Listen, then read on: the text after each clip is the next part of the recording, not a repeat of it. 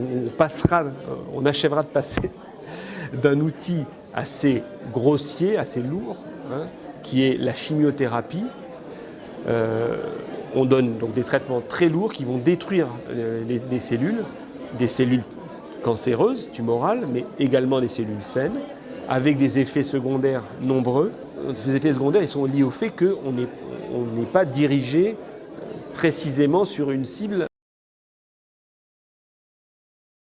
On évoque dans le livre des procédés qui vont permettre, notamment en se servant de l'électricité, de pouvoir détruire des cellules.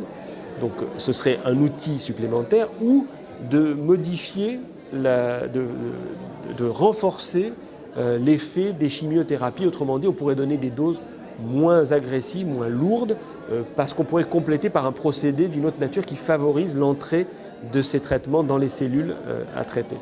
Voilà. Donc on aura graduellement une série d'armes qui vont venir s'ajouter, qui seront plus précises, plus efficaces et qu'on emploiera à bon escient.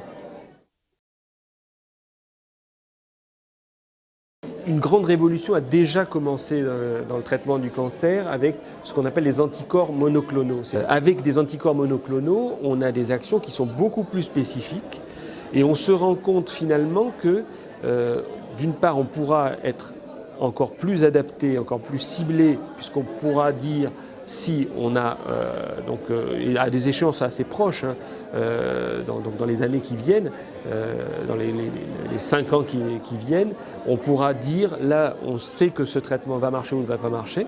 On évitera donc des traitements inutiles et surtout on cible de mieux en mieux les cellules que l'on veut détruire. Et ça, quels que soient les cancers, c'est-à-dire que le même type d'anticorps monoclonal va pouvoir marcher dans, par exemple, un cancer du poumon et un cancer de l'intestin, parce que les mêmes mécanismes, les mêmes types de molécules sont en jeu.